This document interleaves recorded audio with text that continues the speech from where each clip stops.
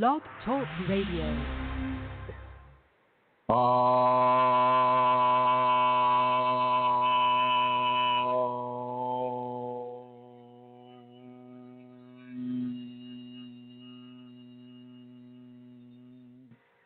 Hello, everyone. This is Chrism, and I'd like to welcome you to this program about your Kundalini awakening experiences. My name is Chrism, and I am your host for this program. This program is 2 hours long, and I'd like to welcome everyone who is joining us in the chat rooms and the people that are calling in and the people that are listening to us on their laptops or their smartphones. Hello, everyone. I'd also like to give a shout out and a hello to people who are listening in the archives, the future people, and hello to all of you as well. And I'm just going to go ahead and jump right in on it.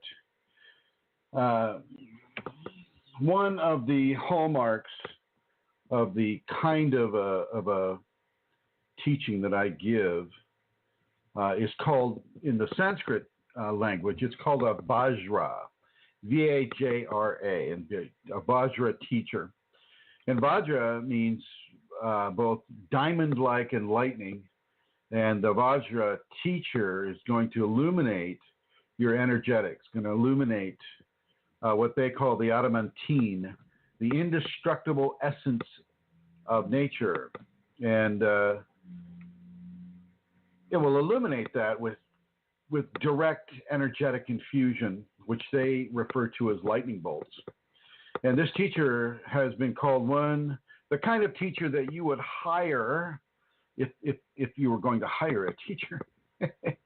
The kind of teacher that you would hire to assassinate your ego. And this is from the Tibetans, from a lot of the Tibetan masters. You know, they assassinate your ego.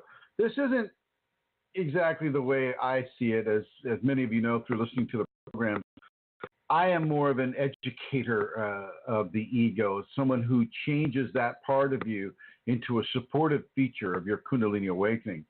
But sometimes, you know, it takes the assassination of certain tendencies of the ego or thought patterns of the ego. One of the greatest forces of disinformation that our own ego provides us with is through taking specific information and projecting it upon ourselves in a way that is slightly altered in order to support the formation of an information or a direction. Wow, I'm getting all of these pings here. I think I'm just going to go out of these things here.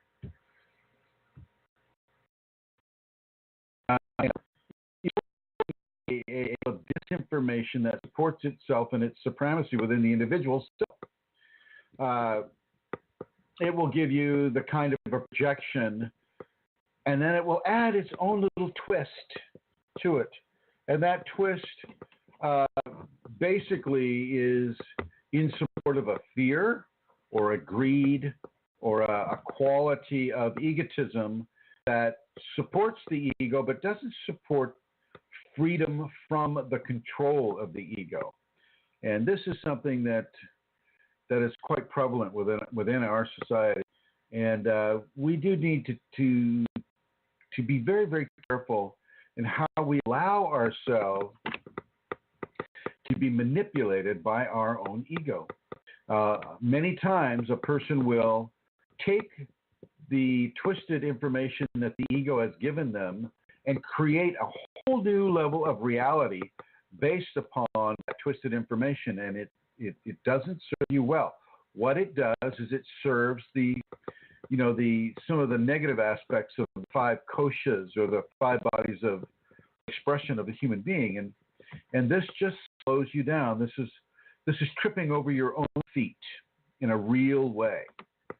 Tripping over your own feet. So think about this as you listen to this program today.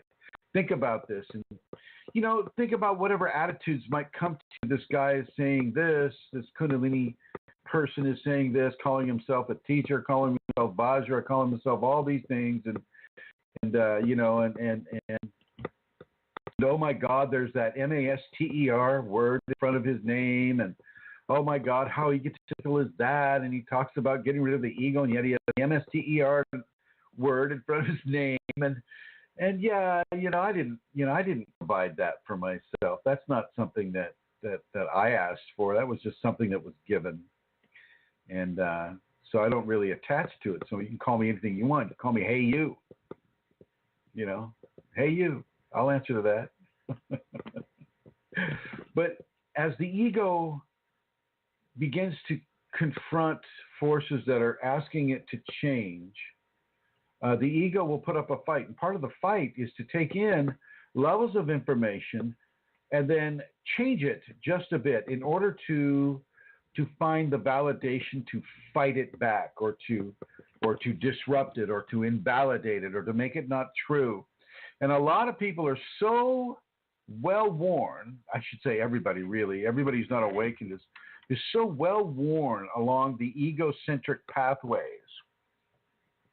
that it takes quite a bit of mindfulness and attention to be able to spot where the individual ego is twisting a bit of information in order to invalidate an entire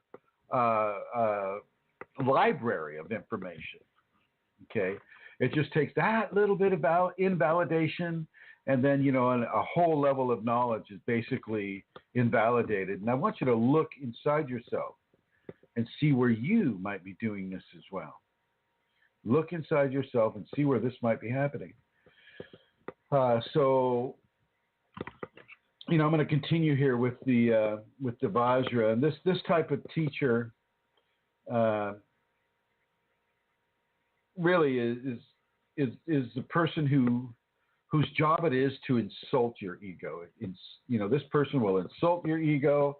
This person will form an egoectomy.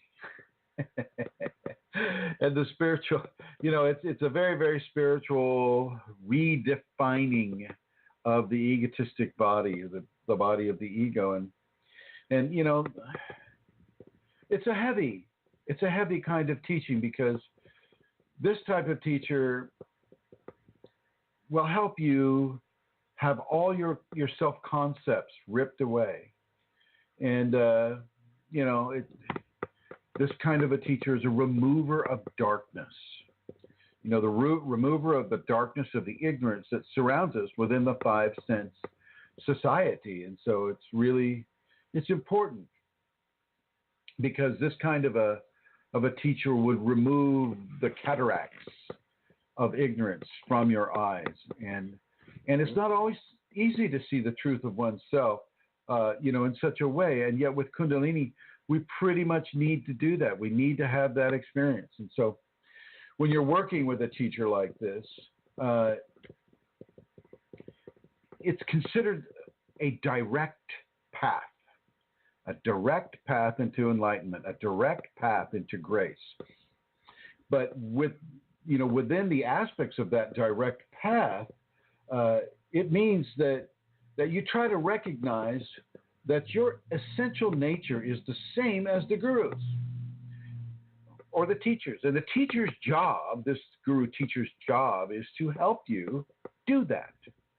That is the point. That is why I do this program. That is why I'm on Yahoo and Google Plus and Facebook and all these different areas. I guess the one place I'm not really that, one of the many places I'm not, is on Twitter. And I'm just not quite sure how to work that one, although I'm sure I could learn.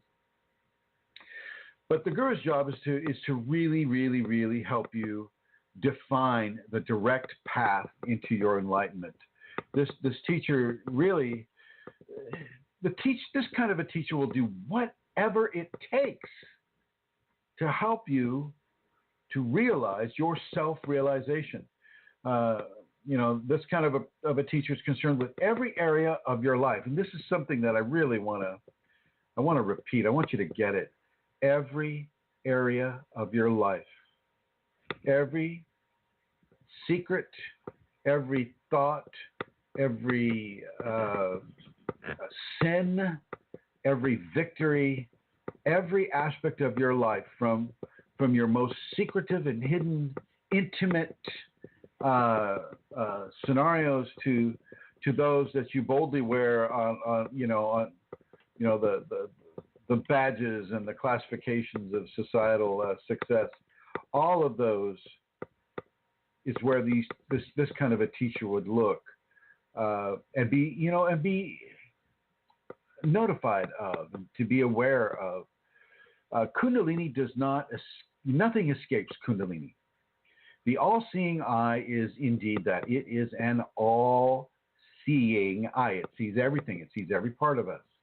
And that part of the all-seeing eye is shining through this kind of a teacher, and shining through the eye of the teacher as the teacher eyes you and your issues and begins to illuminate your personal scenario with that level of illumination.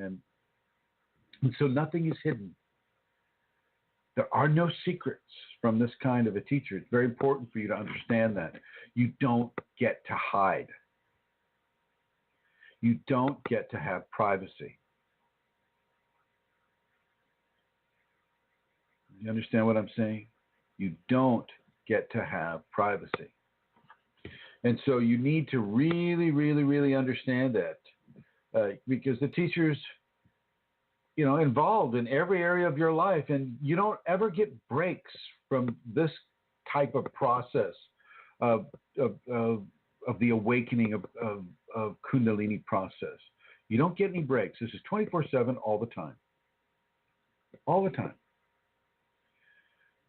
They know about your job life. They know about your family life. They know about your friend life, your social life. They know what your fantasies are about. They know what your dislikes are about. They know what sins or mistakes that you've made in your life. They know everything about you. They know, they know if you're cheating on your husband or cheating on your wife, cheating on your boyfriend, cheating on your girlfriend. They know everything about you. And you voluntarily submit this information to them. I mean, they can dig it out, but it's better if you voluntarily give that information. It shows a level of honesty and truth and forthcoming. And it really helps you, when you're trying to get into these areas. And your motivation for this, yours and your teacher's motivation for this are totally in agreement with each other. They are aligned because you both want the same thing. They want you, the student, to become self-realized, to have the Kundalini awakening. And they will do anything to have that occur. And they'll work with you in any area of the 5 bodies of life, the 5 bodies of human expression. Any area will be covered. And, that includes all these, secret, deep, dark, intimate areas of sex and self-expression through the physical medium, and emotional thinking, and mental progress, and egoic, psychological thinking, spiritual thinking, and all of the positives and negatives, the full spectrum of the human experience will be covered with this. And so you've got to understand how intimate this kind of a teacher becomes. They know you inside out, and they need to know you inside out. And you need to give them that knowledge. You can't hide anything. This kind of a teacher, this leads to a very, very different kind of a relationship with this kind of a teacher. It's a very, very close relationship.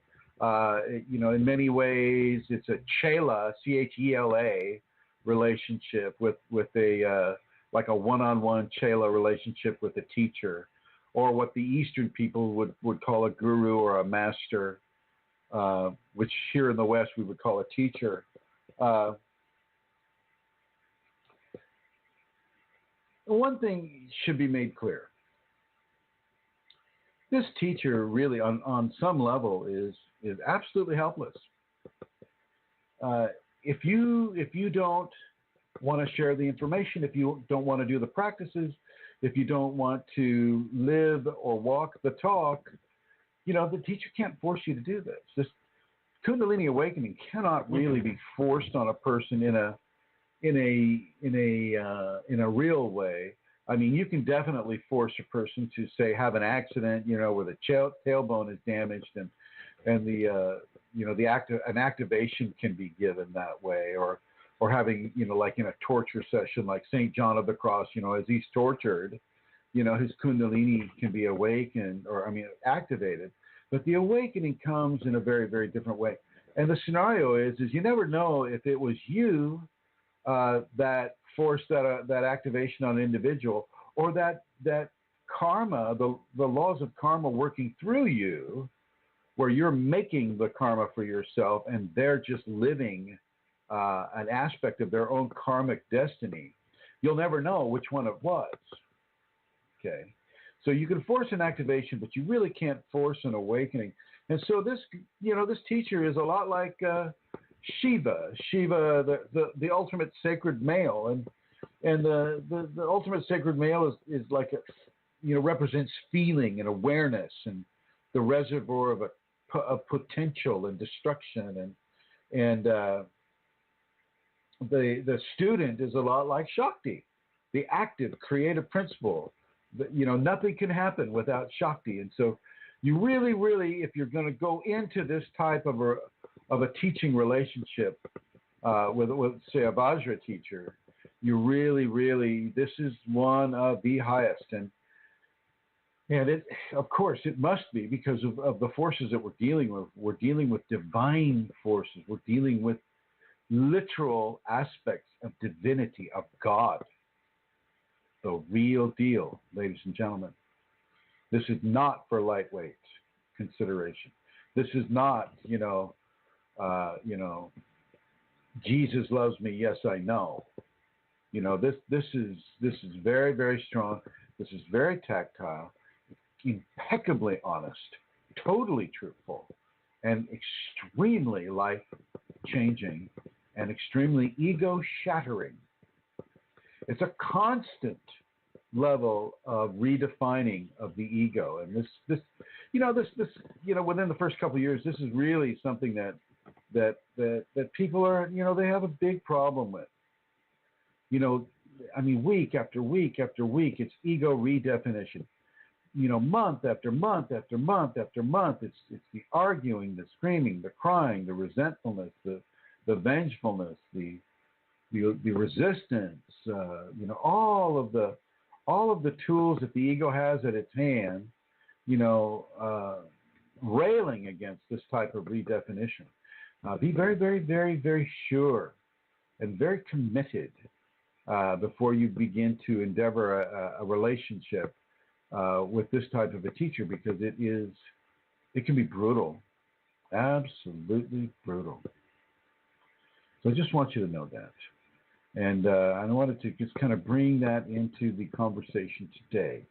The Vajra teacher is nothing to just like kind of go, oh God, oh my gosh, the Vajra teacher can give me the Kundalini. Well, they can indeed. They can indeed give you Kundalini. But let me tell you, having Kundalini is very different from wanting Kundalini. And typically, the Vajra teacher will not just hand over Kundalini, just for the asking of it. Because the Kundalini won't treat you that way. The Kundalini will change the way you see your environment. It will change the way you react to your environment or interact with your environment. It changes it tremendously. In a huge way, the Kundalini begins to you'll literally, it's almost like visually you'll have a pair of sunglasses on and like when I have the Shaktipat on people, they'll see life a certain way. But if I were suddenly in the middle of a Shaktipat to take that away, they would see their day or night in a completely different way. I have tested this out. It does exactly do that thing.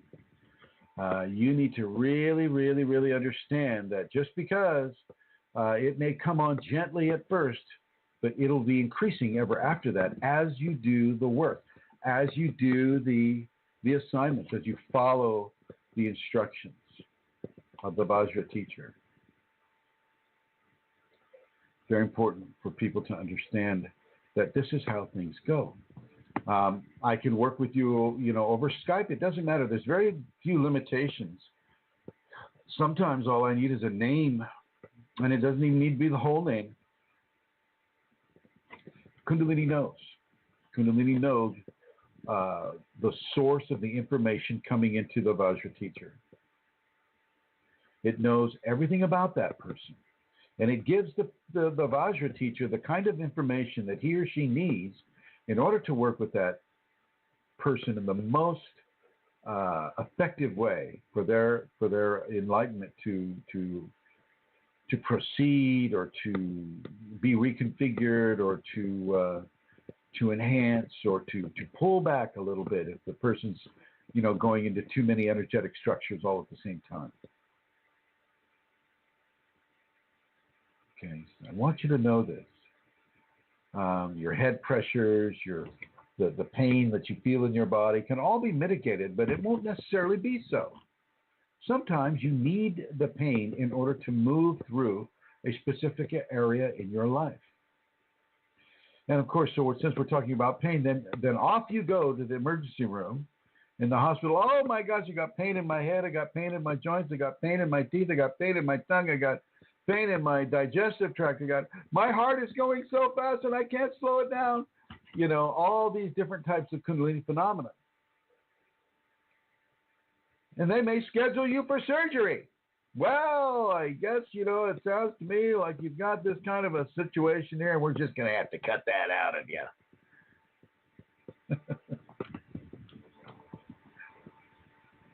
We're going to have to replace your head.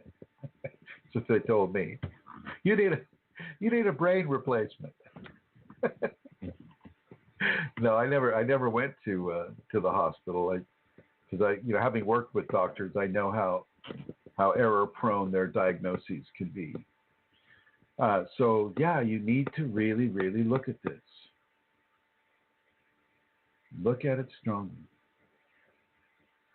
And I see that David is typing a question or a response to that. So David, please type away. When you're inside of the energetics of this type of a teacher, it can be very, very lightning prone. And this, of course, God, it's so hard. I'll give a person an instruction, and their ego will just as quickly hear the instruction, twist it, and create a whole new Maya-prone idea about what that instruction is. And if it deals with something that is very close and personal to the student, the ego will do that over and over and over and over again. They will fall, if it's greed, well, then they'll fall into that level of greed over and over and over again. If it's jealousy, well, jealousy is all about being abandoned or being replaced or being whatever. Competition, these types of things. Then it'll go back to jealousy again and again and again and again.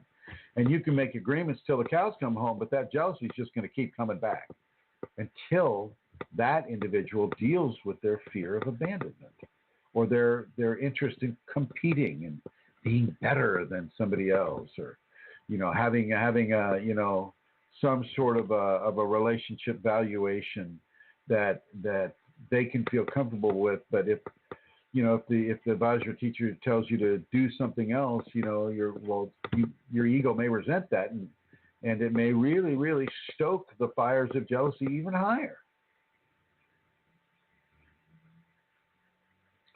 And it looks like David has finished typing, but I don't see anything here. So I'm going to go ahead and I would like to present my co-host.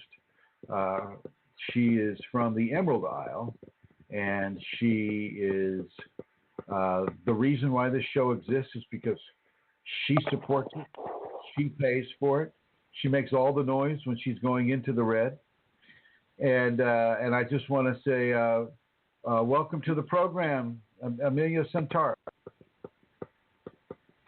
Thank you, Chrism. Good to be here. Oh, boy. Sounds like you've got another. I can hear you, but going, thank you. You sound like an electronic sheep. Try it again. Say thank you, Can Chrism. we It's good check to be in here. the Okay, it sounds good. check in Sounds the good. chat? Oh boy. Yeah, go ahead. Chat room. Can you hear Amelia clearly and concisely? Hi everyone in the chat room. Oh my God. Go ahead, my dear. We'll just have to work with it. We'll just have to work with it here. Anyone typing? No. Nope, nobody's typing it. I'm not even sure they're hearing it. I'm going to ask if they're hearing us. Good. Oh, okay. Oh, thank you. Okay, so you can hear me okay as well then. Good, good. Well, it's good to be here, Chrism. Thank you very much. I'm just so okay. Yes. Well. Okay. Yeah. Okay. So, have you experienced Chrism as your teacher for a while now? I have indeed. Chrism has been my teacher for quite a while now. And what does the Vajra explanation kind of confirm your experiences? It does actually, and I don't know that that term. I haven't heard it before. So, That's the first time so what you're saying? Yeah. What everything that you said resonates. I can well understand as much as has been my experience with you as my teacher, Chrism. I've actually got a video, I think, on YouTube called Chrism as a Teacher, where I speak about the ego and how, you totally disregard it and how difficult that is. So everything you said there, I can understand and relate to because that has been my experience. Oh, okay. Andrew is also saying that you sound good now. So I guess it was just a rocky start with your technology over there. So okay, thanks, Andrew. Yeah. Thank you, everyone who's responded. Appreciate it. All right. Now I know that Indra has a question, and so I'm going to go over here to our caller, putting you in the blue, Santara, and going to go over here to Indra and see what Indra has to say. Hello, Indra. Hi, Chrism. How are you? Doing well, thank you. And yourself? I am fine, thank you. I really enjoyed that teaching. I want to say it was very fulfilling. Well, you're very welcome, my dear. Absolutely. Okay. So my question today is, I'm going to try to make this simple as possible. Throughout my process, I noticed that energy came into my body from the bottom of my feet and the palm of my hands. However, there was my left ear, right ear, where energy was flowing out of my body. Is there a meaning to that? Your ear? Yes, my left ear and right ear. It seemed as though energy was flowing from inside out. Oh yeah. And with actually the ear is a two-way passage. Things come in and things go out as well. That could be the energetic representation of a sensorial outreach of energy from the ear. Sending out, you might say, tendrils that attract specific sound that the Kundalini brings in by virtue of sending itself through the ear canal out into the multiverse, and then bringing back specific psychic type of sounds or ethereal types of sounds or celestial music or any of a kind of many different sounds and informations that a person would have that the Kundalini would like them to have come through their ear canal. So that's one thing. And as far as having and experiencing the energy through the palms of the feet and the palms of the hand, well, that is one of the vectors where it can come up in those areas. And if you were a Christian, the palms and the areas of the feet might even start to bleed because of the nails, being into the Christ. And so,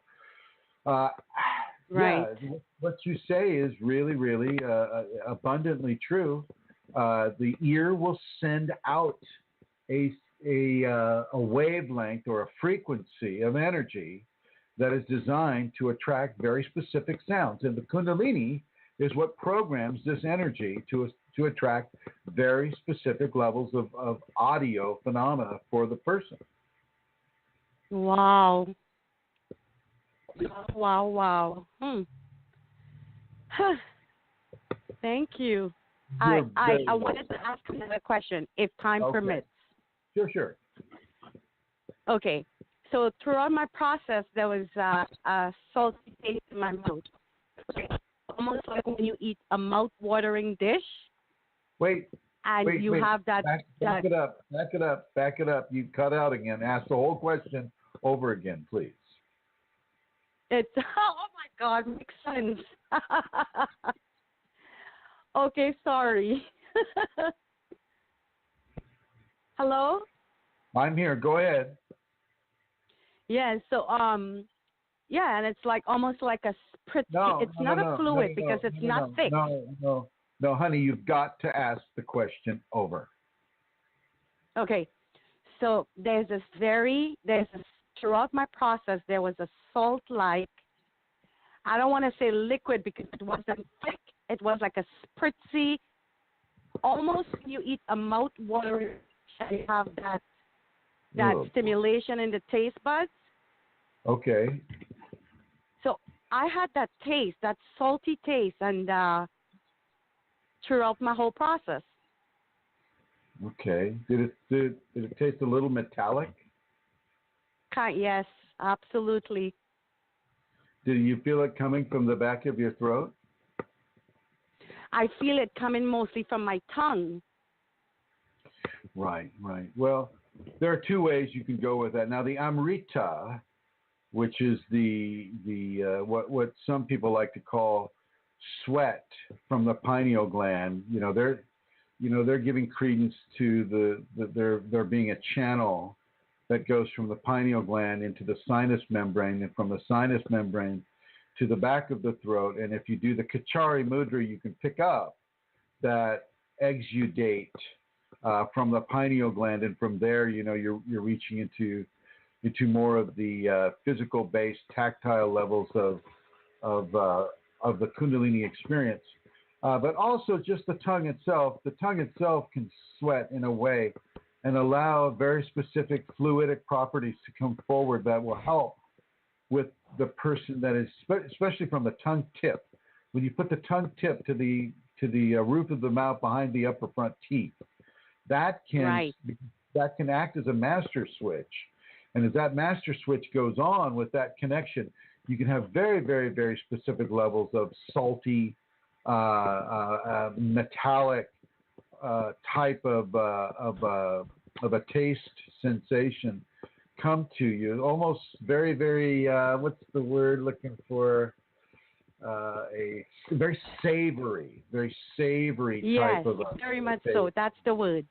And yeah, that can occur definitely, and it is part of the Kundalini, and it is part of the process of the lingual area connecting with the 5 points of contact on the soft palate in the upper portion of the oral cavity. Right. Wow. Well, thank you so much. Enjoy, my dear. Enjoy, and when you taste that, go right into gratitude. Say thank you. Okay. Kundalini, what's the point of it?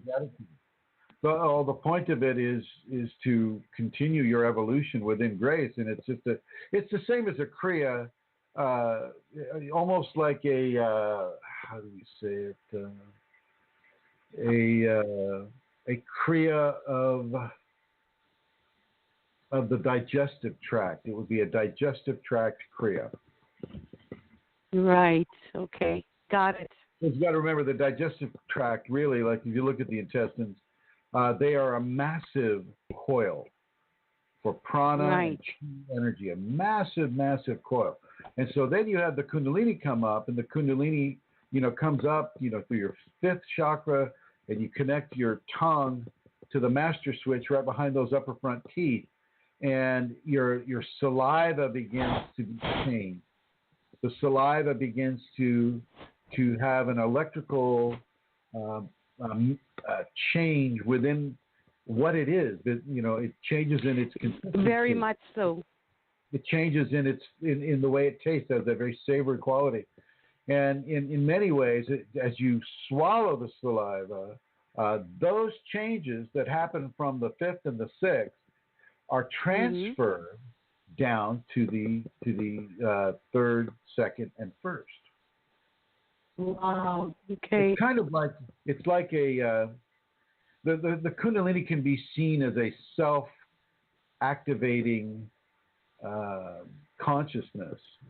It constantly is sending out different hormones, different fluids, different thoughts, ideas, and different secretions into the bloodstream and into the digestive tract, and into the flesh and into the bone, into the marrow, into all of these areas of the body, as a way of constant Shaktipat, self-induced Kundalini Shaktipat, as the Kundalini spreads itself and defines itself within the different systems of the body. And this is what that is doing. Right. Thank you so much. You're very welcome. It's always a pleasure. Thank you for your excellent question. Thank you. Okay, so... What was that? Oh, my gosh. Cut you off there. What was that? Say again, you will what? I will stick around and listen to the show. Okay, very good, very good. And putting you into the blue here. And if anybody else has a question that they would like to ask, I'd invite them to call in area code 347-934-0026. That's a New York City, United States area code, and it's 347-934-0026. You feel free to call in. And for those of you that are listening on Facebook, because of the beautiful help that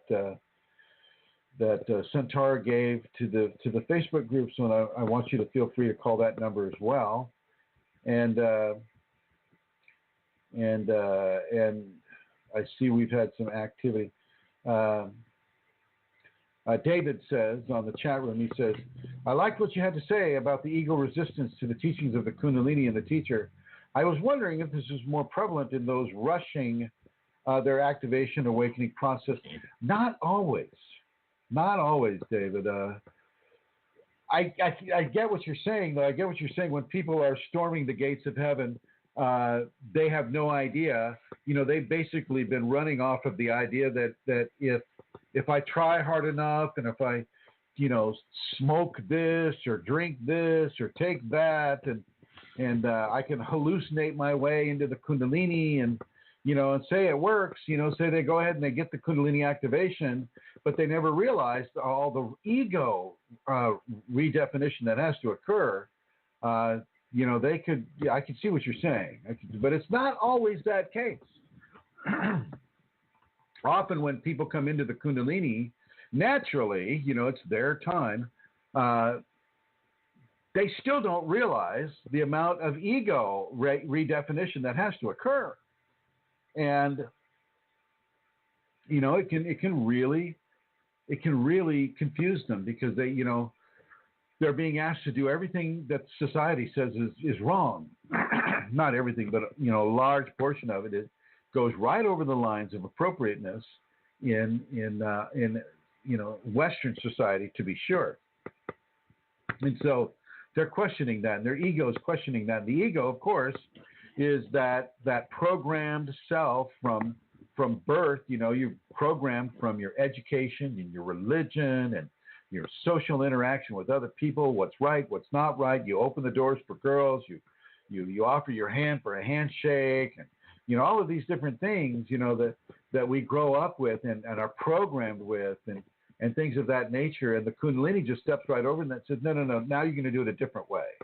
And the ego is going to see that it's not being fulfilled, and it's going to resist. And I don't care if you've been in this process for 20 years, if you're still resisting the Kundalini, well, you're going to be in that process for another 20 years or so, until you begin to get off of the understanding that the ego is the boss.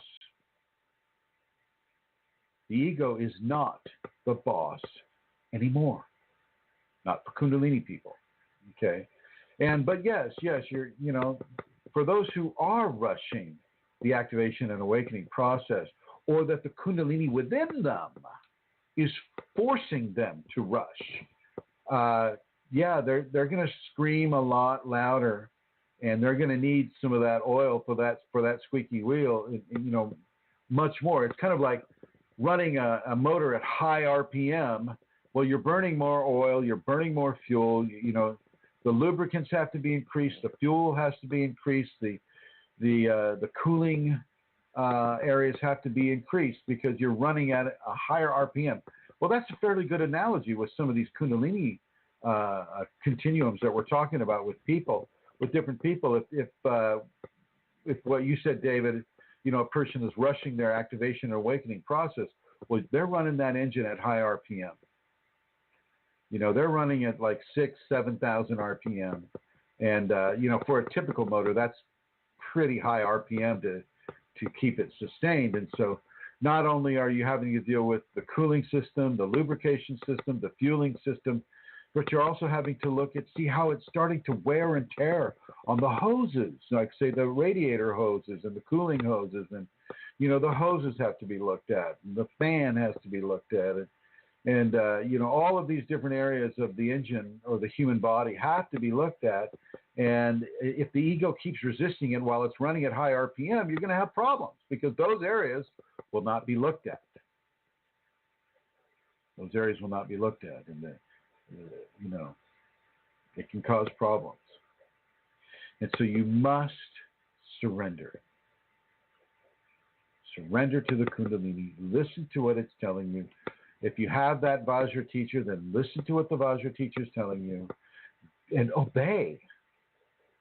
I hate to bring the O word into it, the obedience word, but it is a very, very, very constructive word because here in the West, the whole idea of hearing anybody tell you, obey, that's going to bring immediate egocentric response, immediate ego reaction.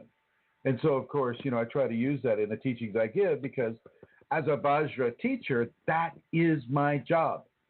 I am here to stir up that ego because the ego can be one of the most damaging components of the sleeping person's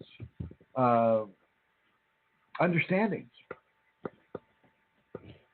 As I said before, it can create a reality just by twisting the comprehension of specific information.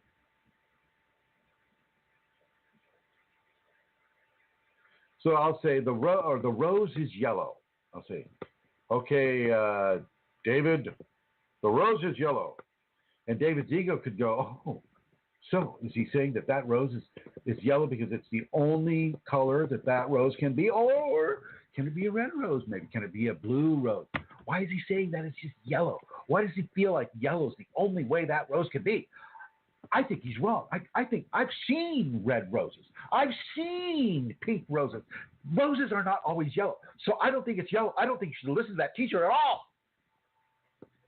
But see what I'm saying?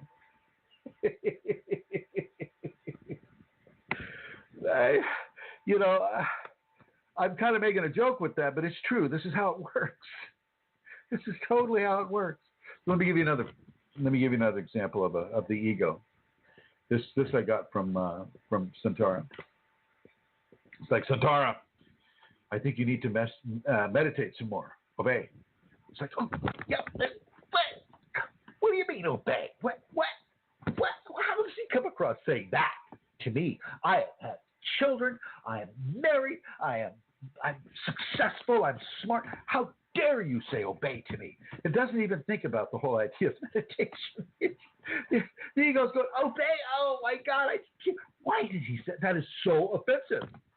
That is so disrespectful. How dare you say such a thing? I'm going to bring her on so she can defend herself. What do you think, Satara?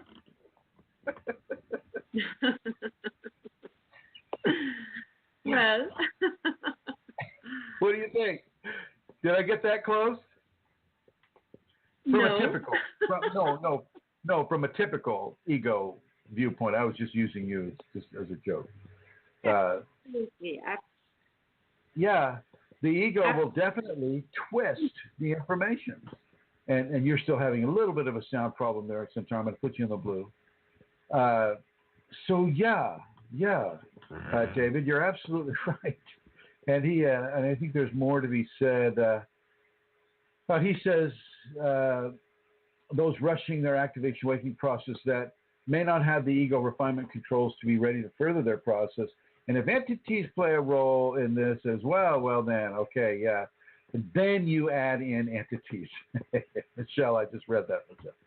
Then you add in the entities, and the entities support what? What do the entities support? They support the ego. And then we'll just say with David and the Yellow Rose, the entities are going, oh, David, you're absolutely right. Those roses are not yellow. They are not yellow. And we agree with you. We totally agree with you. Not only that, we think they are red. We think they are red and pink, and they're not yellow all the time. They're just not. And I think he's trying to program your mind, David. I think he's trying to hurt you. Yes, that's right. He's trying to program you and control you and twist you up. Don't believe a word he says. Do not. You should leave this man. This man is totally corrupt if he's trying to tell you that rose is yellow. And you'll get a whole horde of these voices in your head saying, yeah, you don't want to believe that. Oh my God, this man is just so off his rocker. He is so crazy. He doesn't know what he's talking about. Don't listen to him, David.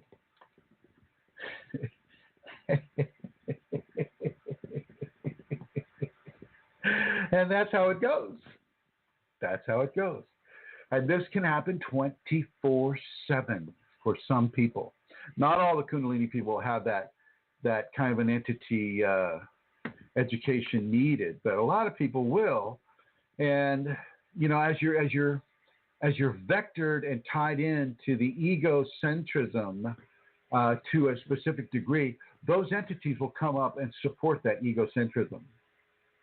They're waiting for that.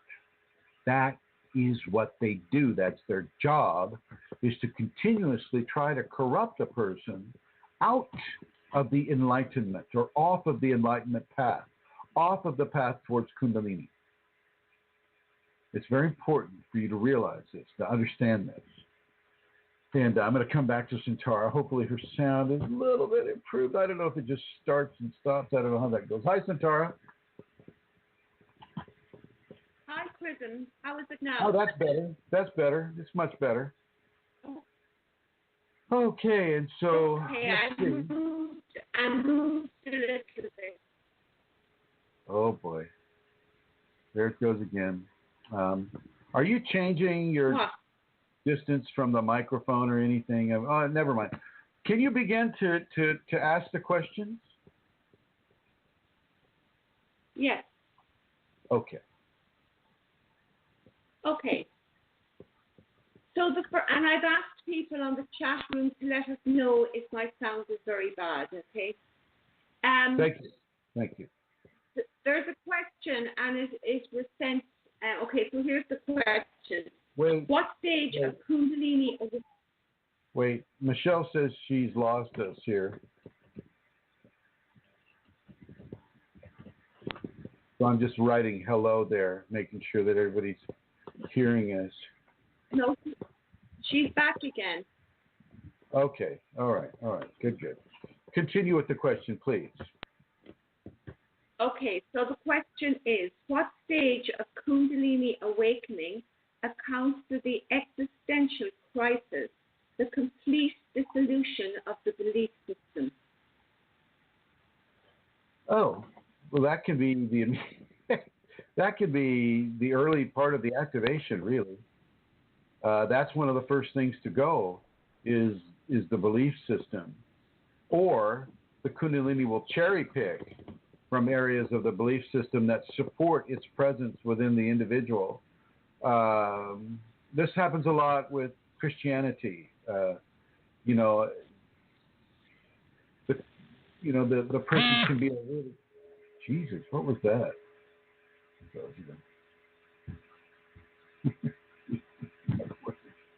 The person can be a very, very strong Christian, and the Kundalini can forget about most of the King James Version and just go to some of the things that Jesus said, like, these things I do, you can do and more. Or, these gifts I have are of the Father, not of me. And these types of scenarios. And it can begin to really redefine the person's idea of Christianity and what Christianity represents. And it can really alienate you from the rest of the parishioners that you go with if you go to a parish, or your minister, your reverend, or your priest, because they are representing a very specific level of spiritual understanding that the Kundalini does not support. It's a level of Maya, or a level of illusion that religious authorities will try to push onto the population, but the Kundalini, not being under control of religious authority, begin to push forward a greater level of truth. And so what happens is the ego part of the individual will want to stay with things as they've always been. We're looking outside for enlightenment, not looking within, but looking outside. And God created the heavens of the earth, and, all of these things, and believing the whole entire catechism or the teaching of what that religious system is being taught. Whereas the other half of the human, or the other 4/5 of the human, is looking at that and going, no, absolutely not. This isn't true. I know this now. I know this now that these teachings are not true. Some of them, like when Christ said, these things I can do, you can do and more. Well, that is true. These gifts I have are of the Father, not of me. This is also true. But most of the other teachings are false. But the ego goes, well, wait a minute. We've had this since we were a child. We know that this is true. And this personality is based upon these truths, and you need to accept these truths. And the other 4/5 are going, no, this is no longer true for me. And so you have this dissonance within the individual, and that creates a spiritual crisis for the existential aspect of it anyway. Did you get that, Amelia? Yes, thanks, Chrism. There's another question related to that. It's Just a second, please. Okay. We're on the chat room here, and I am making no sounds on my. Yes, you were. Yes, you were. Absolutely. Well, it came from your end, and it was a big vibrating like electrical noise. So try to hold still if you can. I am. Okay, I think it came from you. Okay, so the next part of the question is, I really need to hear, it's not the same question, but it's related. I would really like to hear an explanation as to what is happening me. I've been through this and come to a very sudden place of complete disconnect from personal identity and my spiritual beliefs. I feel only emptiness. It seems illogical to go through so much and come to this place of limbo. That it? Yeah. Well, let me take the last part first. Kundalini has very little to do with logic. Logic is a programming that suits more of the scientific mind. It doesn't suit so much the intuitive mind. Logical Kundalini is not logical at all, unless it wants to be. Remember, we're dealing with a divine consciousness, not a computer. Okay, computers deal with logic. Kundalini deals with consciousness, and a divine consciousness to boot, which is so far beyond what we can even conceive as a concept within our mind. I mean, we can put a word to it, but that's about it. So if a person has come through, to a certain level where, they're very quiet, they're very alone, there's silence, that is not an accident. That is, tell me what her symptoms are again. She's having a spiritual crisis and an identity crisis too, right? So the identity. Yes, and go ahead. It disconnects from her identity. She's disconnected from her personal identity and her spiritual beliefs. Oh, very good, very good. Thank you for that, Amelia. And this is all basically the same thing. This is just basically the spiritual crisis turning into a identity crisis for the individual. You are not, within the Kundalini context, you are not who you think you are. And that's got to be made clear for people.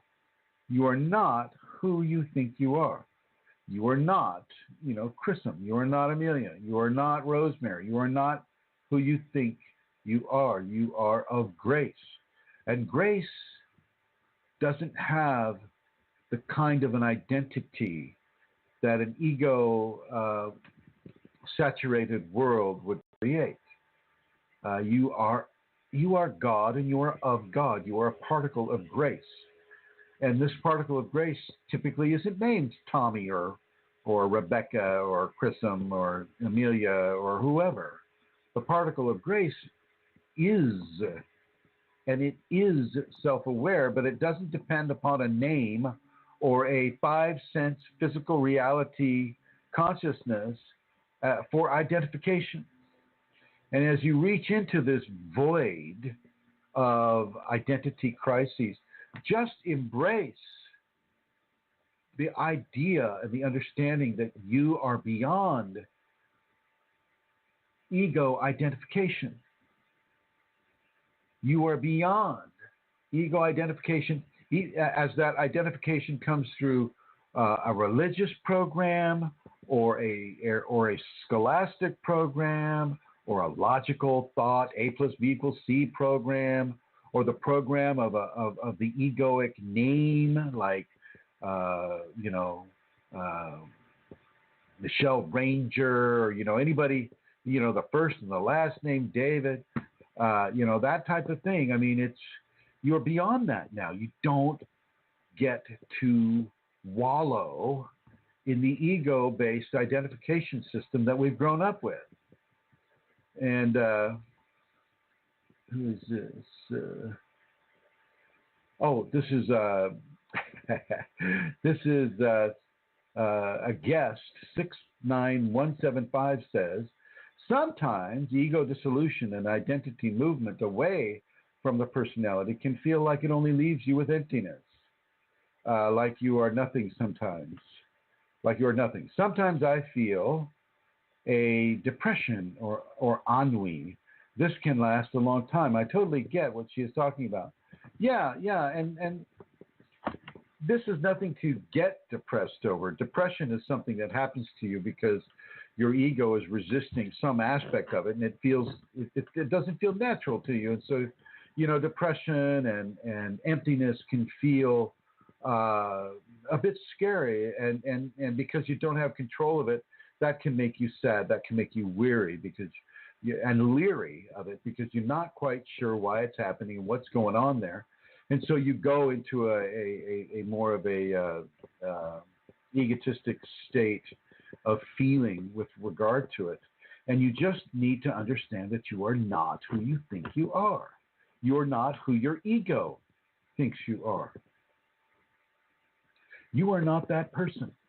You are much greater than the small 5-sense ego personality that you come to recognize yourself to be for however many years you recognized it to be before you got the Kundalini. The Kundalini begins to open you up to the vastness of space, to the amazing levels of silence and emptiness that is out there, that is part of the active principle of a reality that is full of activity and movement. You have to have the stillness and the action at the same time. And 69175 says, weariness. Yes, but I always, comma, if I pay attention, comma, she is there to fill that space. Sometimes the joy of that new identity is overwhelming. That is the good part. The good parts are better than the bad parts are bad. Okay, don't disagree with you at all. 69175. Thank you for that excellent input about this. It's very true. I agree with you. And a lot of people come into this, and it scares them. Some people it scares much worse than either 69175 or the person that Centaur Kundalini is talking about. It can be so frightening. The void is spoken about in some of the literature as the, oh my God, you're in the void. The DNS, the Dark Night Soul. And all of the worst experiences of Kundalini activation can come to the fore, and it's like, oh my God, this is terrible, terrible, terrible. Oh, so sad for you. Here, have some Prozac, or some other type of thing. And you don't need it. You just need to accept the silence. Be okay with it. Be in love with it. And as 69175 said, Shakti is there to fill the space. And in many ways, you are there in the silence so that you can feel her. You're not listening to the wind in the trees, or the truck going by, or the motorcycle going by, or the hum of the refrigerator, or the washing machine, or the dishwasher, or the TV, or the person's stereo next door going on and on and on, or the dog barking, or the cat meowing, or any of these distractions. You're not listening to the sounds of life around you. She places you into the silence, emptiness, to allow you to hear her and to feel her, the sacred mother, the sacred Shakti. And it's not always her that will fill that space. Sometimes it's the sacred male too. He comes in, and he is giving you comfort and giving you information and helping you. But in many ways, in many cases, it's all about you being thrust into an environment that is unfamiliar. And when you're thrust into that environment, I mean thrust into it, meaning you don't get to go there by choice. You're thrust into that environment, and you have to learn how to live in a conscious fashion within that environment. You're not always going to be given things in the familiar way. The Vajra teacher will give you things many times in a familiar way. Take that teaspoon and stir the tea, right? Well, okay, there's the teaspoon, and I'm stirring the tea with the teaspoon. These are all familiar concepts, all familiar things that you can use. This serves the ego very well. I know what a spoon is, I know what tea is, and I know what stirring is. I can do that. Well, when you're thrust into the silence, the great abyss of identity deprivation and spiritual deprivation, you don't really have any of the familiar reference points to hang on to. So you have to surrender that part. And you have to learn how to accept what she is giving you. You do have the knowledge that she is giving you something. Kundalini is giving you something. And you need to take heart and to take confidence and have love and gratitude for the teaching she's giving you, even if it is an unfamiliar one.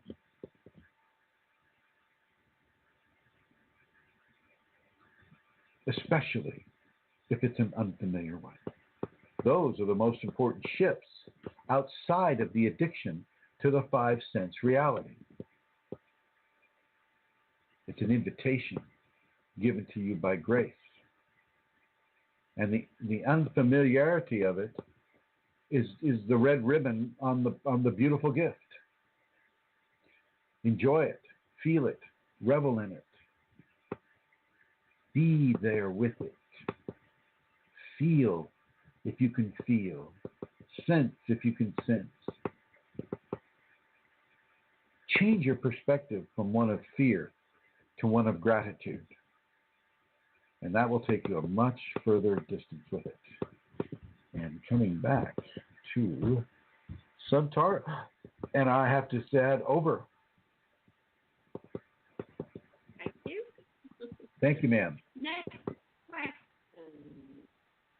Oh boy. Why is there no physical disintegration in yoga Nanda's physical body after his death? Yeah, the sound went out on Suntar. Am I gone?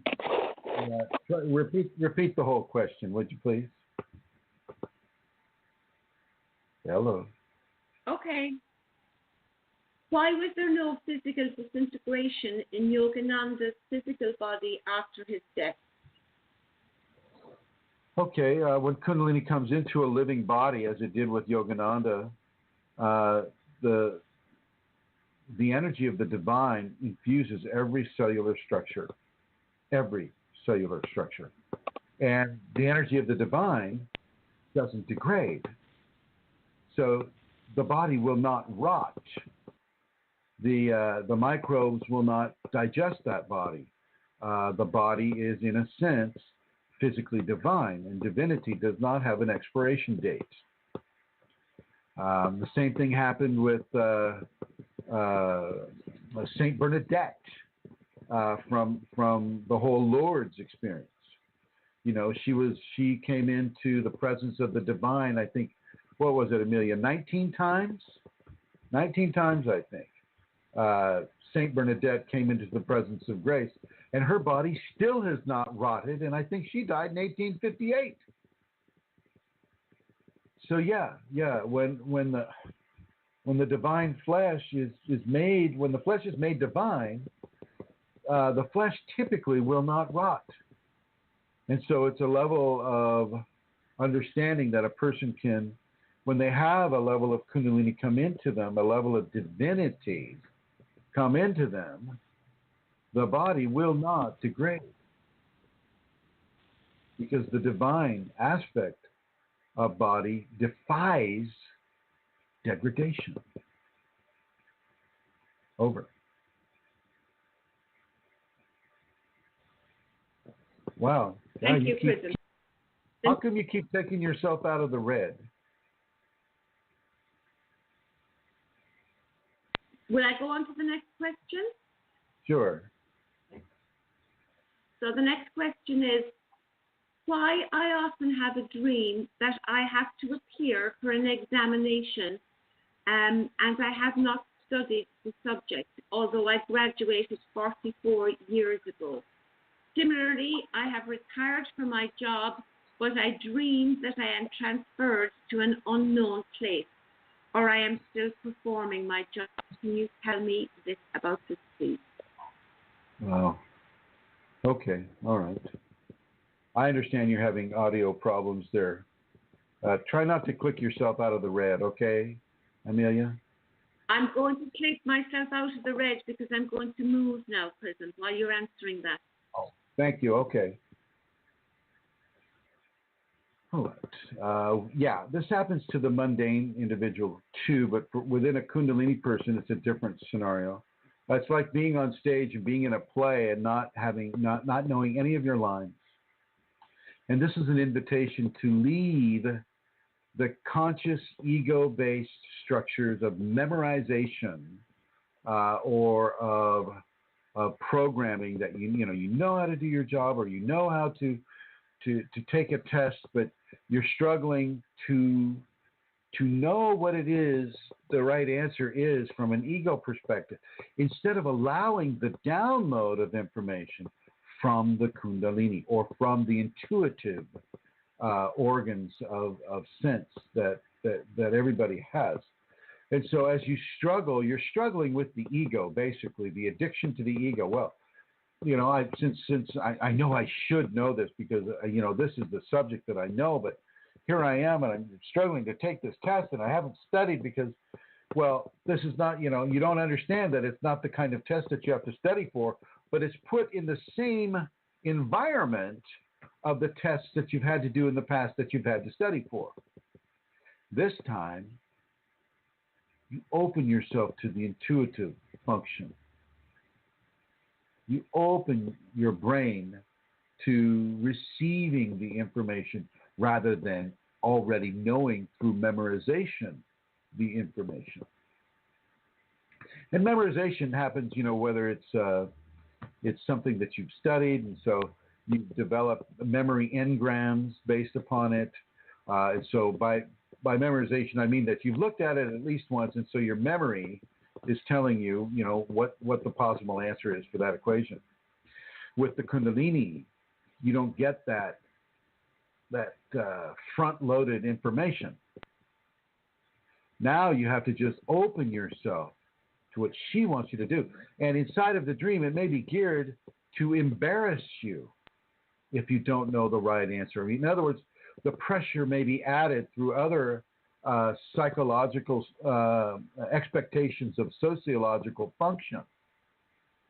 So there may be added pressure to the individual within that dream state to get to the right answer using the same old function, when in fact the same old function isn't going to work for you in that scenario. And so she's teaching you to overcome your social programming, overcome your intellectual programming, overcome the way you have done things before, and embrace a new way of knowing information. Over. Great. Thank you, Chrism. How's this sound? Good. And let's see, David is right. Okay. He is saying, okay. David is saying, could you please speak about having trouble taking a full breath or shortness of breath when it comes to Kundalini heart activation? And could it be an energetic emotional blockage, and what can be done about it? Are you, David, doing intentional heart activation? I.e., are you trying to activate the fourth chakra? And David's answering that for the moment here. And Amelia, it seems like every time you take yourself out of the red and you put yourself in the blue, when you come back into the red, you get a very slow motion, sheep braying type of quality. So if you could stay in the red as much as possible, I think that might help it. And David says, no, but my wife experiences this and wanted me to ask. Well, does she have Kundalini is the real question. You believe so. Okay. Shortness of breath when it comes to Kundalini heart activation. Not really.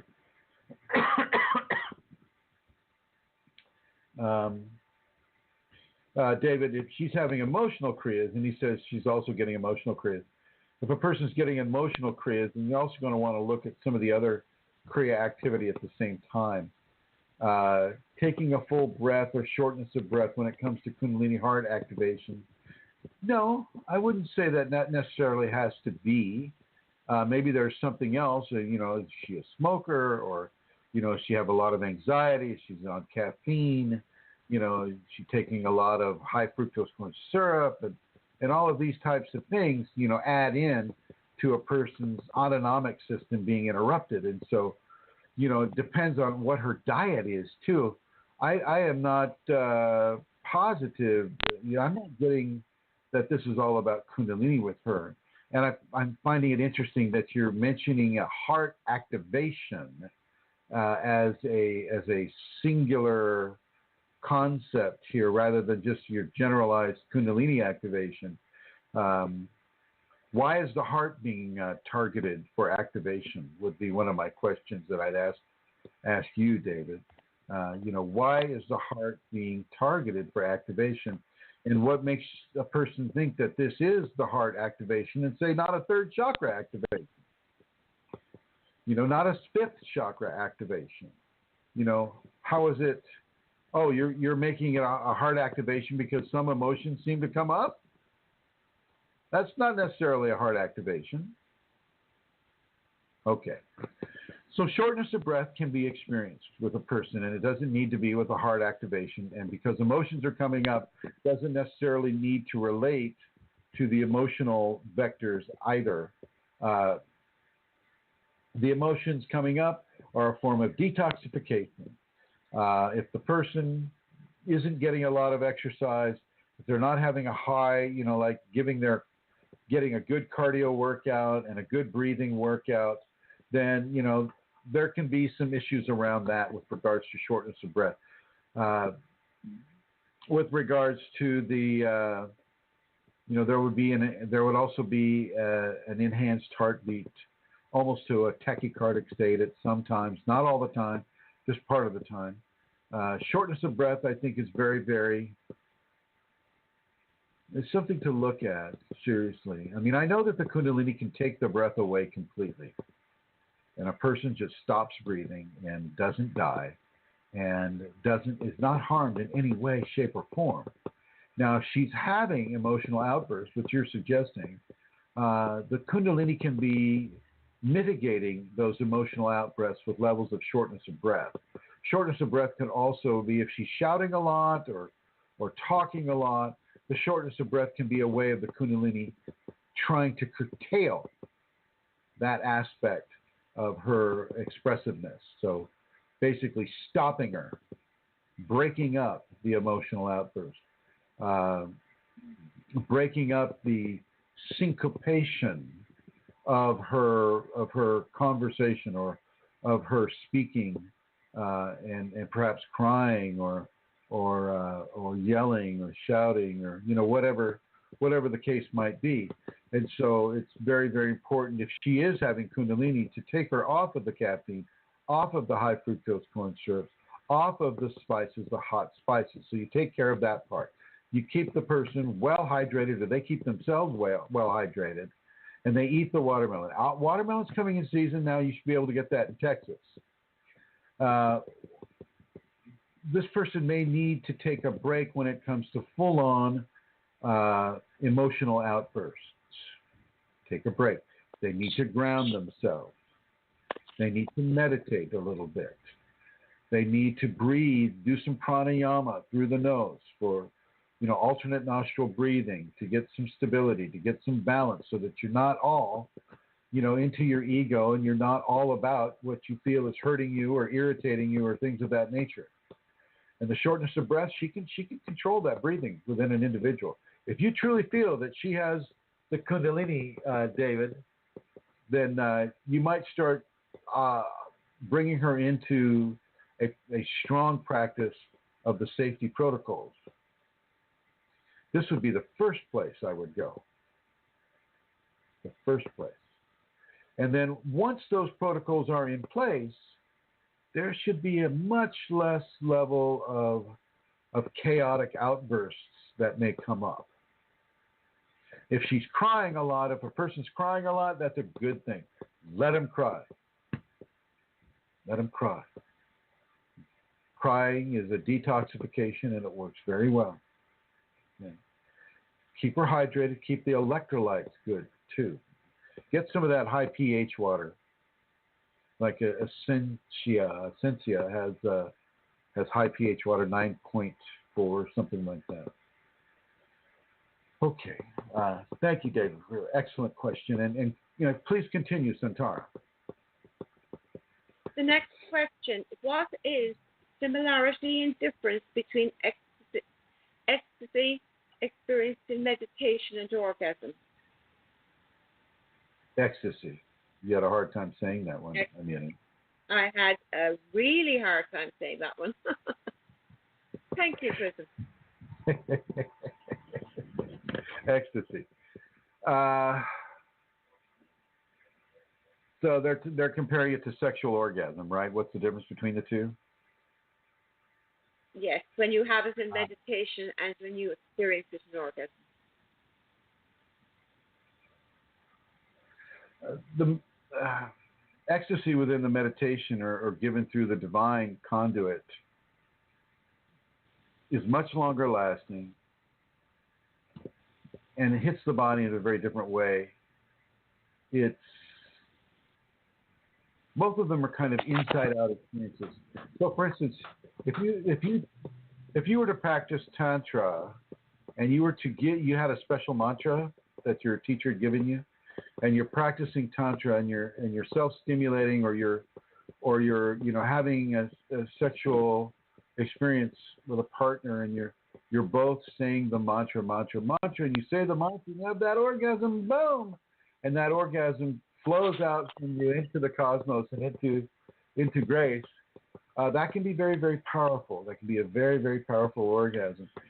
However, when you're sitting in meditation and divine ecstasy comes to you, it's for me, when it happens to me, I can feel it coming from a distance.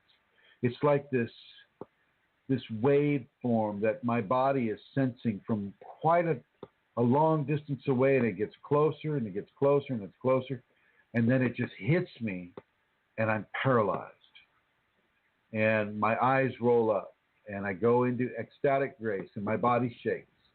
My memory is wiped from what I was just doing. My short-term memory is wiped. This doesn't happen with a sexual induced orgasm. And the sexually induced orgasm is very short in comparison to the meditation or the ecstatic through grace. And the ecstatic through grace puts a layer of energy upon the individual that is very strong, very, very palpable for the individual to feel. Typically, during ecstatic grace, the person is crying because the energy is so strong that the body must use the tear ducts as a way of depressurization. And in some cases, the person will be sobbing, and it must be allowed to happen. Nothing is wrong. It's just the body doing what it knows to do when it has a divine ecstasy come to it. The divine ecstasy has a very, very, very different quality. You're not ejaculating. You're not feeling the fluidic release move through the body, male or female.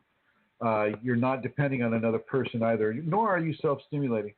It's vastly different, and yet there are seeds of similarity within the two, because with the orgasm, say even in a tantric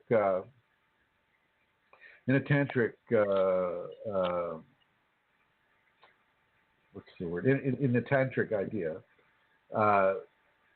grace is there. Depending on your mantra that you're saying, depending on the practice that you're doing, depending on whether you've already got Kundalini activated within you, the Tantra will have grace embedded within it, but not the level of grace that is coming to you because, one, you're already activated with Kundalini or awakened with Kundalini. When you're already activated or awakening, the marriage is already taking place or it's taking place. And that's the marriage between the sacred male, sacred female, Shakti, Shiva, Jesus, Mary, use whatever religion you've got that represents male and female coming together at the top of the head. As that occurs, and as that has occurred, a direct line of communication is being given into the individual. And, depending on the individual's karma and their practice and mostly their karma will determine how strong that divine connection is.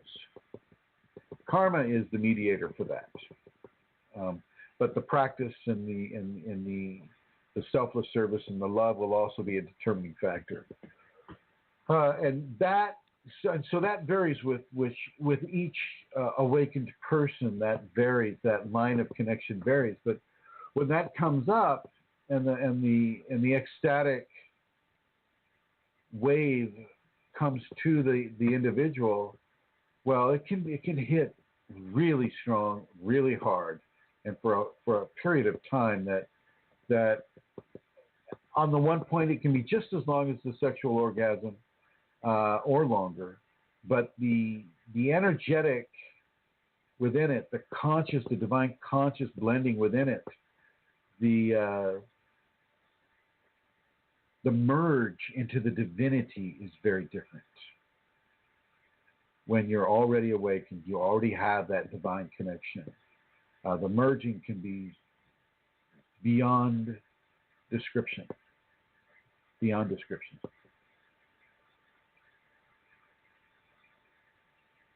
Yeah. Excellent question. Thank you. Over. Thank you for the next question. Can you speak about what a permanent Shaktipat is, please? What a permanent scatter field is, please. Oh, yeah. Okay. Scatterfield. Scatterfield is a person that's composed of 17 to 26 trillion cells, the typical human body. And as genetic scientists understand that each cell within the body has the capacity that if it's extracted from the body and grown in a petri dish, an entire living person can be grown out of that one cell. And that cell, therefore, each cell has the potential for 17 to 26 trillion individuals.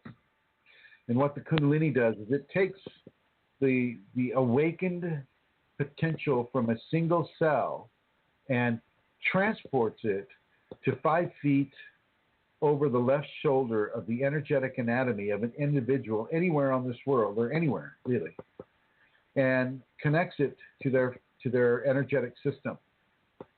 And this is used for transfer of Shaktipat. This is how the Shaktipat is given and governed and moderated if need be.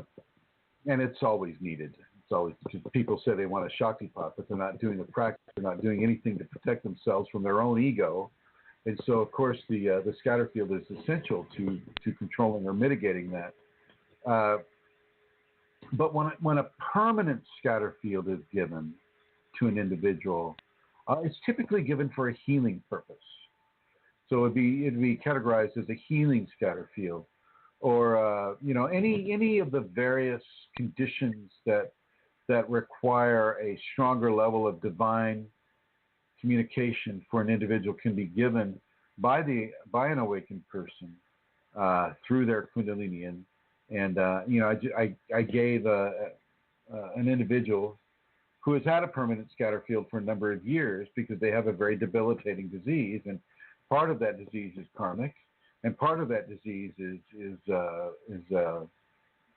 psychological, and a part of that disease is physical. And so this person has been given permission through their karma to have that level of extended grace given to them as they do their safeties and as they do their work. As they do their work, they earn the right to have that continued as long as the Shakti determines it needs to be continued. And this is what a permanent scatter field is. Over. And do you place permanent scatter fields on students' prism for reasons that would be different to healing?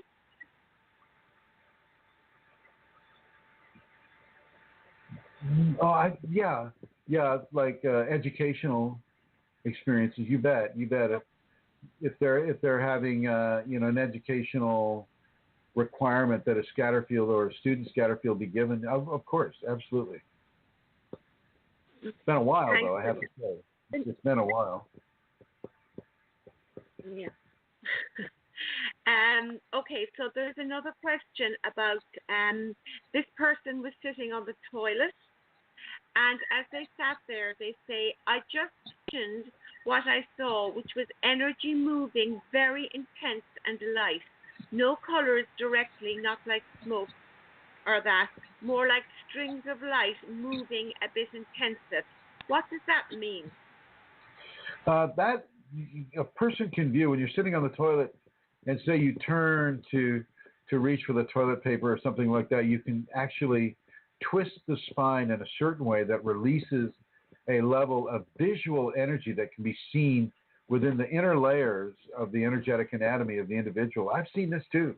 Very beautiful. For me, the light streamers were the color of the rainbow in many ways, or if you can imagine what those little red and blue neon fish look like, but they're all swimming all over the place.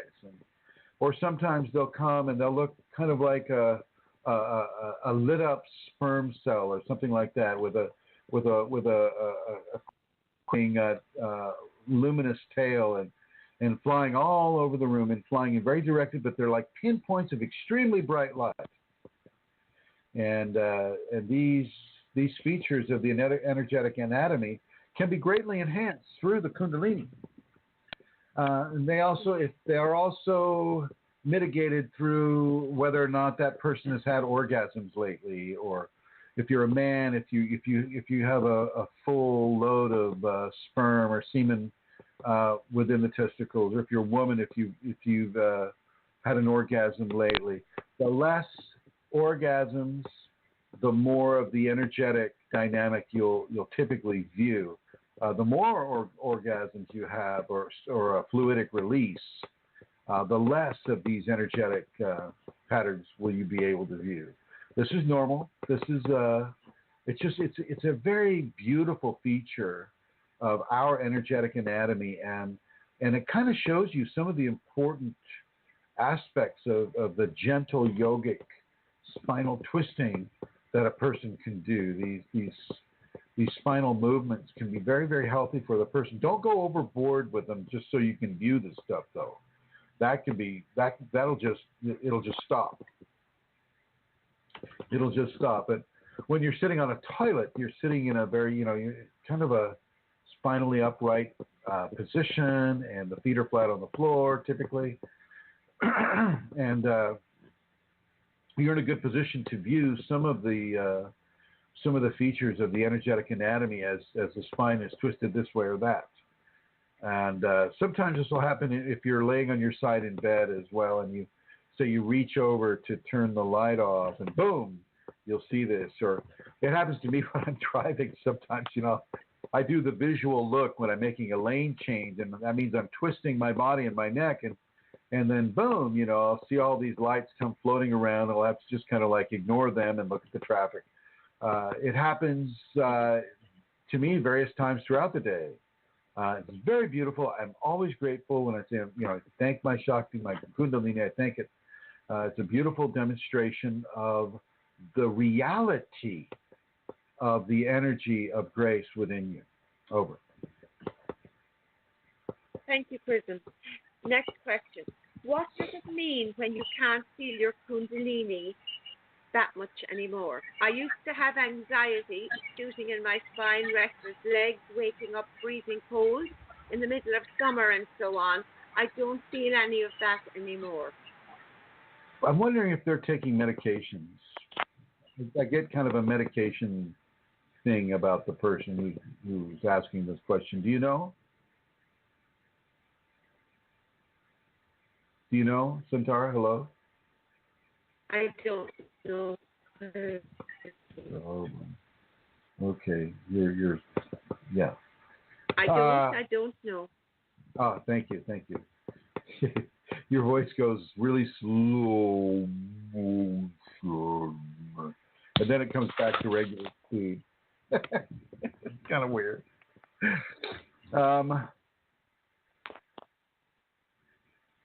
Ask the question again.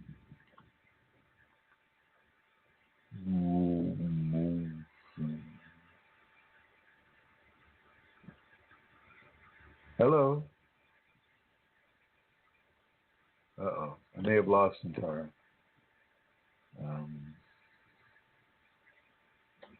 Yep, sounds like it. Can't reach her. So I'm going to go over to Rosemary here. Oh, Santara, you back? No. Okay. Going into the blue here.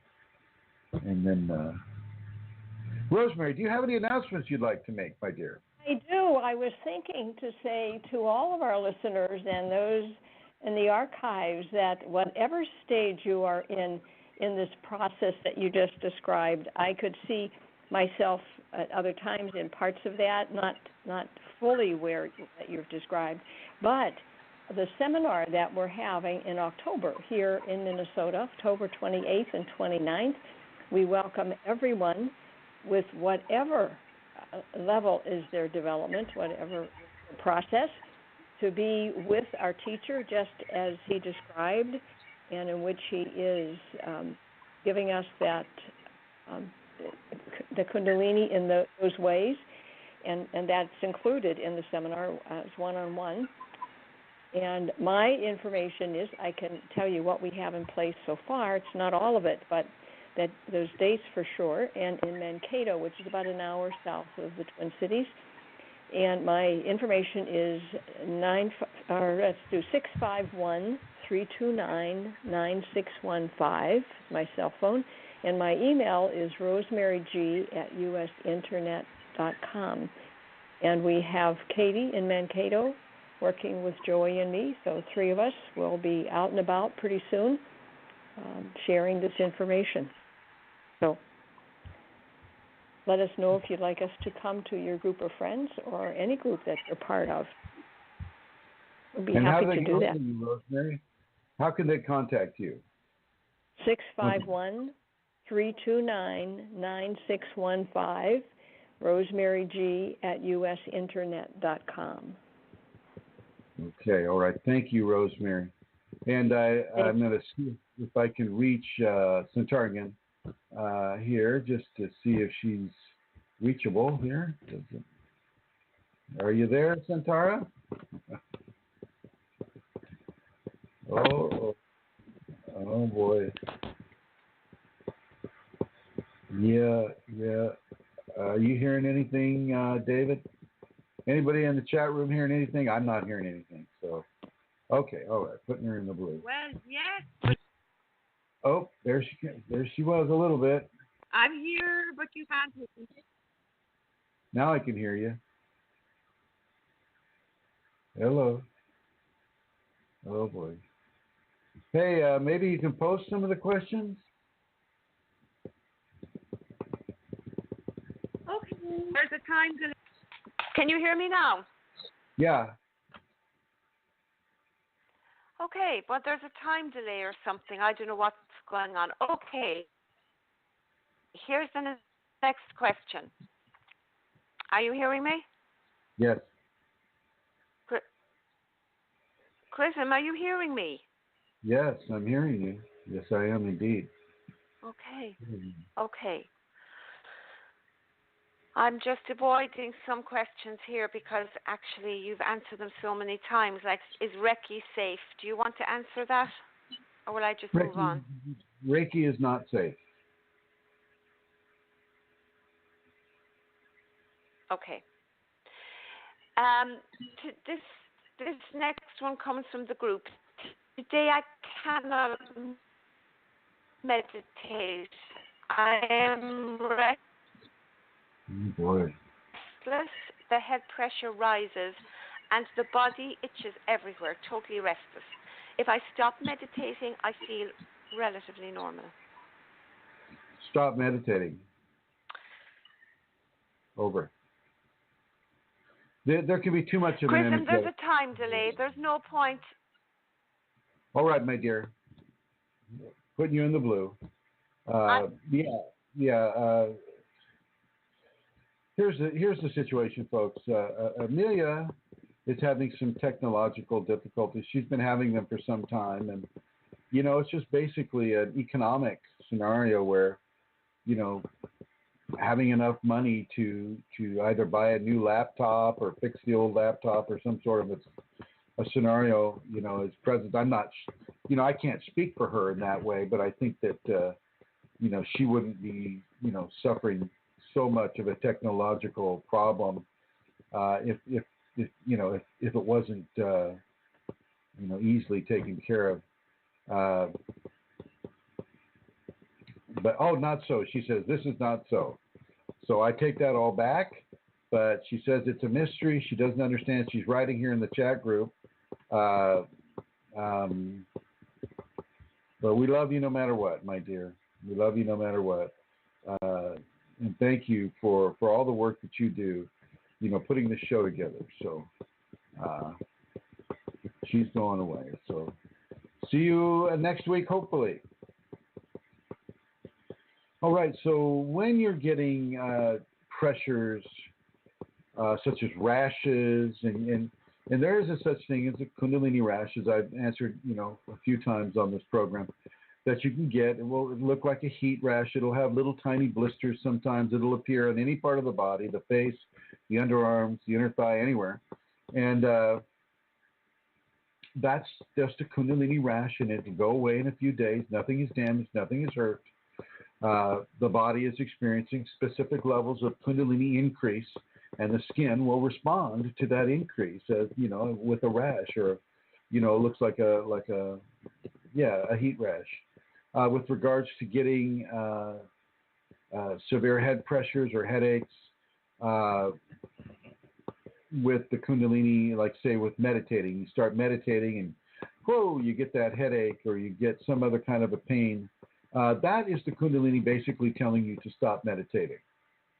And a lot of the schools of thought teach people to meditate, meditate, meditate. You must meditate all the time. Well, a person will take that advice literally and begin to meditate, meditate, meditate, and things will go well. Boom, their Kundalini activates. Boom, they awaken. And all of a sudden, meditation is not as needed anymore. It's not as needed. And this is a hard concept because people have been practicing the meditation for a long, long, long time. And let's see. Yes, you can ask those.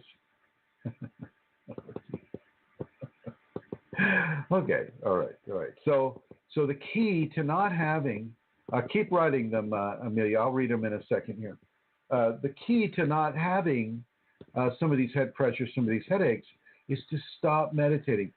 Step outside of the program. Once you're activated, you're beyond the programming of the uninitiated, so to speak.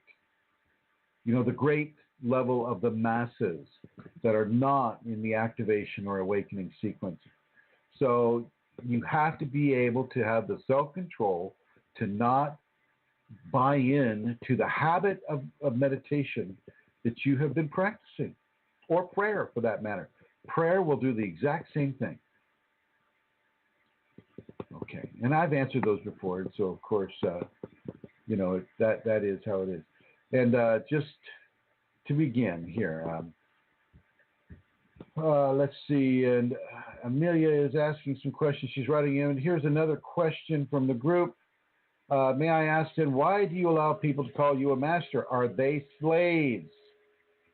Well, I think that's kind of a silly question. Master, really in this context, is the same as maestro of a symphony. Is the tuba player the slave of the conductor in a symphony? Is the viola player a slave? Is the clarinet player a slave? Is the French horn player a slave? No, and the maestro is basically the person that's helping to organize everything. It has nothing to do with master and slave. That's a very kind of an egotistical point or reference to refer to it from. Master is also used as teacher, just like guru is also used as teacher when it actually means heavy. I didn't give myself the master identification. That was given to me by students. And I resisted it. I resisted it a lot at first, and they said, no, we we feel comfortable saying this, and so we want to use this as a way of giving you respect, and so I went ahead with it, and boy, have I run into the you know what storm because of that. Anyway, so no, master is not indicative of slaves. Let's see, and another one is secondly, she says, I've rarely found you talking or discussing darkness. Why is darkness not given the importance it deserves? You will respond that you are aware of the importance of dark. Too much light blinds a person. It's same as darkness. One cannot sit. Yes. Okay. Andrew writes, we are all slaves to Kundalini. Well, there you go. That's true enough. Slaves to Shakti. Darkness. I have talked about darkness. If you listen to the archives, you'll see that I've talked about darkness fairly. I don't focus on it necessarily. I don't. This world is full of darkness, and yet darkness is not the evil force that people like to think of it as being. It's, the seeds need darkness to germinate. They need that darkness, and the solar radiation passes through the soil into the deep, dark recesses of the earth, and the seed is allowed to germinate. And then the seed itself needs to grow through that darkness, and as that tiny plant sends down its root and then sends up its stem, it needs that darkness to stimulate it to go into the light. Well, it's the same thing with us. Same thing with Kundalini people. Darkness is not evil. Darkness is just a lack of light. Lack of light is not bad. Lack of light is beautiful. You can see the stars. It's a beautiful place to be, and it doesn't need to have a fear attachment. It's a great way to test the level of ego infatuation or insinuation that you have within your process by just going outside and walking in the dark, trusting the dark. I was going to use an example that would get me in trouble, but I'll just go ahead and do that. When a person is way, way out in the wilderness somewhere, preferably not in an area where there's like mountain lions or bears or wolves or, other like, harmful predators. I'll give you a place. Outside of Death Valley, right outside of Death Valley, California, there's this empty plain. It's this dry lake bed, and it gets really, really, really dark there. And I would take the students out there, and one by one, in the privacy of their own darkness, without a flashlight, they would undress and just start walking in some direction. And they would feel the emptiness. They would feel the darkness. They would feel the fright in some cases. They would feel the security in other cases. They would feel what it is to be without light and yet okay, without the benefit of clothing, without the benefit of protection, without the benefit of light. They would walk through that wilderness of that dry lake bed, and eventually I just light a candle and they come back, and dress and come back and talk of their experiences. And this is some of the things that I do with folks, and it's very, very, very helpful practices to begin to realize the qualities and helpful qualities of immersing yourself in the darkness, but also immersing yourself naturally into the environment in the darkness. And so not only, you've got, different pressures coming into the psychological system. You've got the fear of the dark. You've got the fear of being unclothed. You've got the fear of predation. You've got the fear. And the person is able to face those fears, albeit it's on a limited basis, and I'm not doing this every day, but I have done it, and it is helpful. It is helpful. especially if there's a wind. And of course, there's windy times out there in that part of California. And if you have the wind blowing and it totally disorients you, and it's very, very cool, very excellent practice, an excellent practice. And I find the darkness to be very, very helpful. And then let's see, we have more questions here.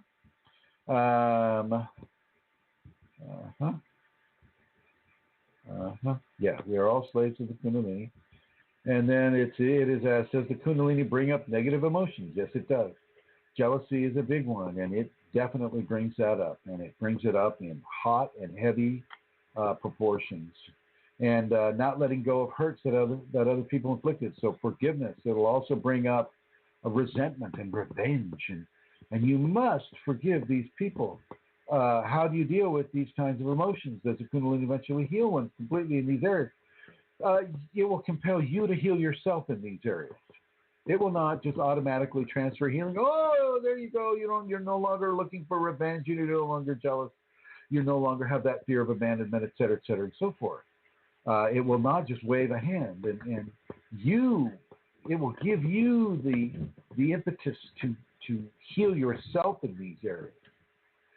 This is part of what it is to climb the ladder of grace into enlightenment is you actually have to climb the ladder. And climbing that ladder in this context means that you be forgiving, extremely forgiving every day, all the time, as much as your Kundalini tells you is needed for you to do.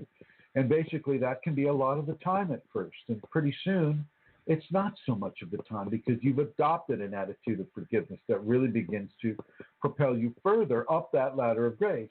And it's the same thing with the jealousy. You no longer need to be in competition with other people. You no longer need to have levels of abandonment controlling how you relate to a loved one or somebody that you want to have a relationship with.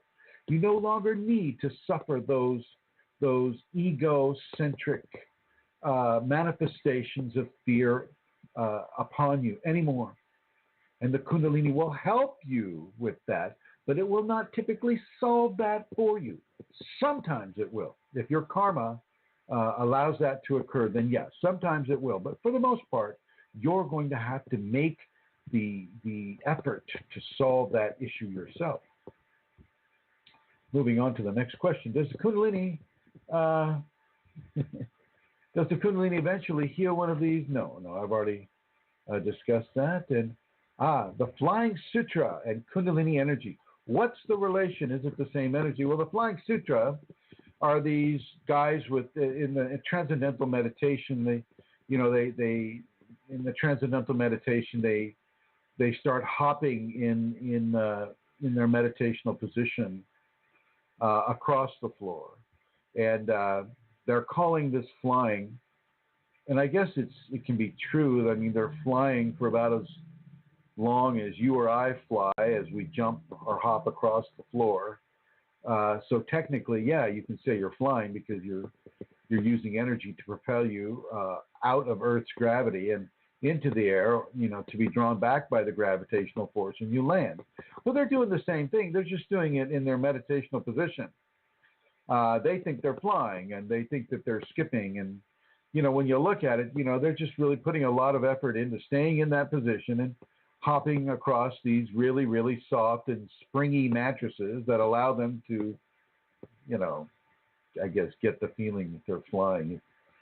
It's kind of, it's not the Kundalini at all. It's their idea of thinking that they have awakened a Siddhic skill through the transcendental meditative practice and techniques. It's a way of demonstrating a payoff for practicing those techniques, and it has nothing to do with Kundalini at all. Kundalini levitation is a very different deal. It doesn't take a lot of effort. You don't have to bounce across the floor on springy mattresses. You just lift off. Or if it's coming on slowly, you basically are trying to walk, and If you're trying to walk and you're levitating at the same time, you're going to fall. You might fall gently, but you're going to fall over and over and over again until you find your balance within that Siddhic skill. But the Flying Sutras are just, it's just the hubris of the ego expressing itself through transcendental meditation. And I'll probably get in trouble for saying all that, but oh well. And Amelia continues, during meditation, I had this desire to yawn, and when I...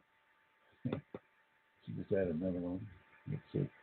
During meditation, I had this desire to yawn, and when I did this once, I had an urge to do this again and again without getting satisfaction, like you normally do when you yawn. And I had to open my mouth very wide at times. Times my tongue was also moving. This is a kriya. Yawning, the action of yawning is the action of balancing energy within the system. When I'm giving Shaktipat through the scatter fields, I yawn quite a bit. I yawn heavy and hard. I would suggest everybody within the Kundalini activation or awakening give in to their yawns. Yawn, yawn, yawn. Yawning is good. Yawning stabilizes the energetic anatomy, and it does give a feeling of satisfaction. Almost, if you do it enough, it will give you levels of satisfaction that actually go far beyond what your normal yawning would give. Let's see. Moving onward. Yeah. And then, the yawning will bring you to tears, and that's okay too. And don't let the action of yawning make you uncomfortable. It is normal for this process. Nothing is wrong. So nothing to fear at all. And then, and then it is a kriya, and it can last for 10 or 15 minutes, and you just let it happen. Just let the yawning happen. And I'm going to say thank you to my co-host, Amelia Santara, and don't know why we're having the technical difficulties, but we are, and we're working around them. And this level of flexibility is also very useful within the Kundalini. You may be used to tying your shoes or doing something with a certain hand, and the Kundalini will freeze the joint in that limb. You won't be able to turn your wrists, and it'll be so painful if you try. And you won't be able to say move a certain finger because it'll be so painful if you try. And this level of joint infusion, which I think I've spoken of before, is common with the Kundalini. It'll freeze your shoulder, it'll freeze your knee, it'll freeze your elbow, it'll freeze your wrist and your fingers, and you just have to figure out little workarounds for that to work for you while the Kundalini works on that level or that part of the body. Nothing is wrong. You don't need to go to the physician unless you want to. And these little workarounds also, come along with regards to technological stuff too.